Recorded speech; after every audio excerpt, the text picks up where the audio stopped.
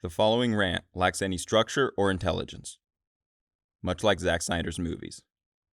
There's a former UFC middleweight title contender named Chael P. Sonnen, and Chael was once talking about the prospect of fighting in a 25-minute championship fight as opposed to the normal 15-minute fight. And he was complaining about it, saying that there was nothing he wanted to do for 25 minutes. He doesn't want to listen to his favorite song for 25 minutes. He doesn't want to eat his favorite food for 25 minutes. And I feel like this is very applicable to movies. That there's almost no movie I want to watch for 4 hours. I mean, some of the best movies that clock in over 3 hours, Godfather or like Return of the King, the extended edition of Return of the King is about 4 hours. And there's a reason why that's the one I've watched the least. That's a long time to watch something. And those are great movies. So if you take a movie that, in my opinion, Justice League, when it came out, was just an okay movie at 2 hours, now you're stretching it to 4 hours. And I don't know of any movie examples of a movie that's been re-edited, no matter how many times, either by the director or the studio, that took just an okay movie and made it great. And I feel like this is the exact same situation. You're taking a movie that's just okay, you're adding a lot of backstory to a lot of the characters, which flushes out, say, Cyborg. I think it gives him a lot more heart and meaning and gives him a lot more of a connection to the plot. I love the fact that his dad is the creator of Skynet, so I'm looking very forward to a Cyborg and Terminator crossover down the road, directed by someone not named Zack Snyder.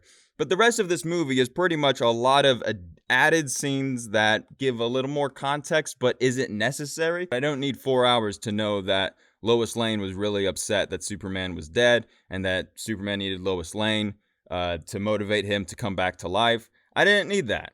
The Snyder Cut got released because everyone wanted to see Zack Snyder's original vision for the movie, which, after watching the 4-hour cut, clearly his vision is to make a 4-hour-long music video. The first half of this movie is just music videos that get strung together, where we see slow motion Flash or slow motion Wonder Woman with some song playing, and then transitions to another scene that's going to lead up to a music video moment. Like when Aquaman rescues a sailor and he goes into the bar, throws him on a table, takes a bottle, doesn't pay for it, goes back into the ocean, takes his shirt off, or I think his shirt is already off. Half this movie is dudes in there that have just done a lot of push-ups and possibly cycling just to take their shirt off again, to put a shirt back on, to take a shirt off again.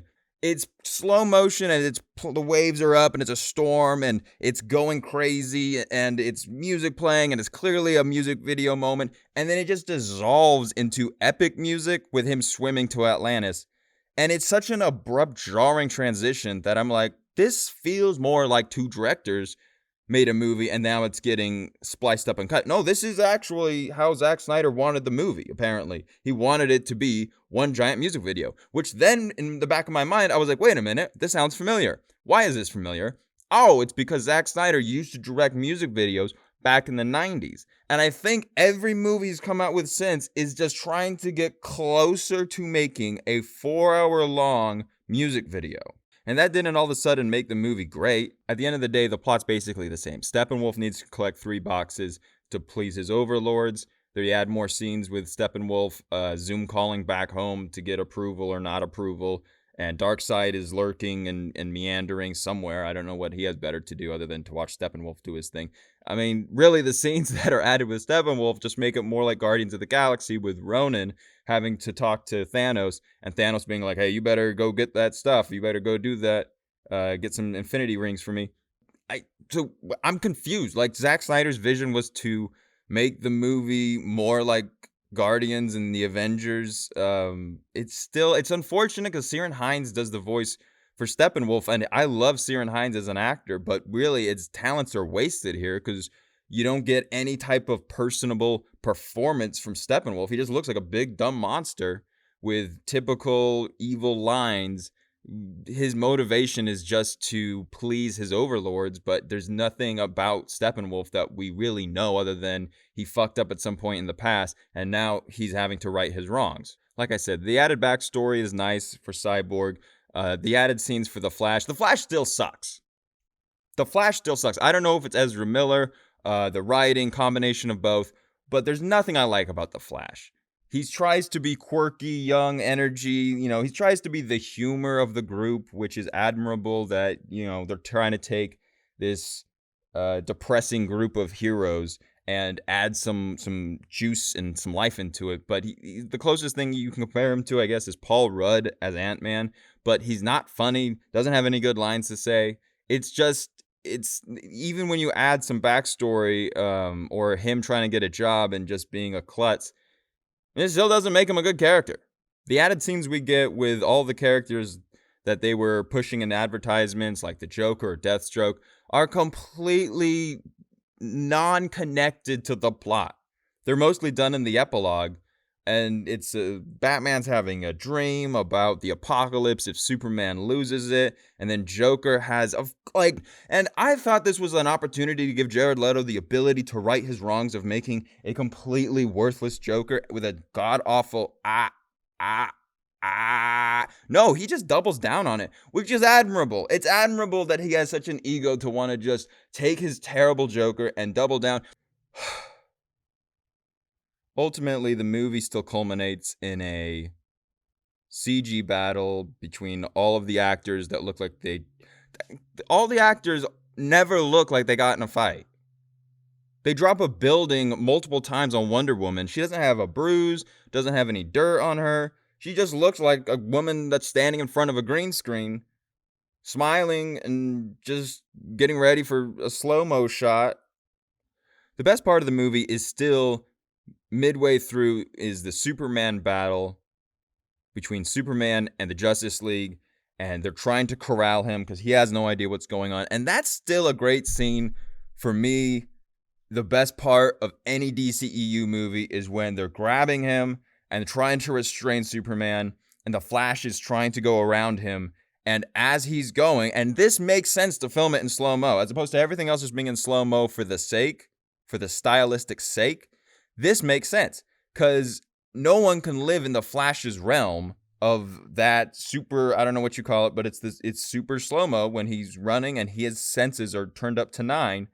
And he's darting past Superman, and Superman's eyes track him. And it's still props to Zack Snyder, because this is a beautiful shot, makes total sense within the realm of both characters' capabilities. I love that sequence. It's still the best part of the movie. It was the best part of the movie when it came out originally, and in 4 hours long, it's still the same best part of the movie. But that whole sequence is done much better than, say, the end battle, which is just CGI characters flying into each other in slow motion. This actually feels personable. Each character tries to do their own power against Superman and vice versa, and it just feels much more thought out.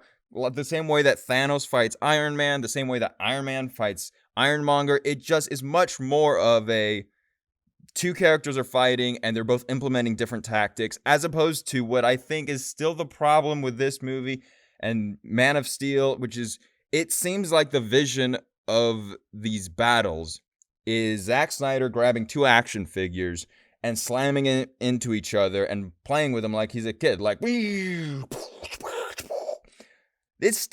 movies still feel like that. Overall, the movie's still like an okay movie. It's got its moments. It's worth watching if you're a DC fan. Definitely worth, a watch to get more substance to some of these characters.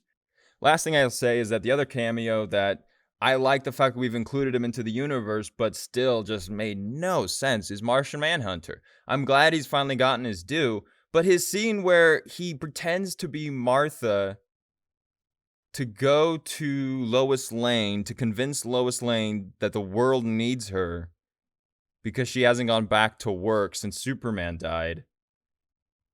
And then he tells her this as Martha, and then he leaves the room and then turns into Martian Manhunter, and he's like, the world needs you, Lois. Like, okay, this is going to sound so smart. This was clearly written by a writer, because only a writer would think that a journalist is so important to society that Martian Manhunter, instead of helping the Justice League fight against galactic foes, found it more important to pretend to be an old woman to inspire a journalist to get back to the world to write. And to me, that perfectly sums up this movie as a whole.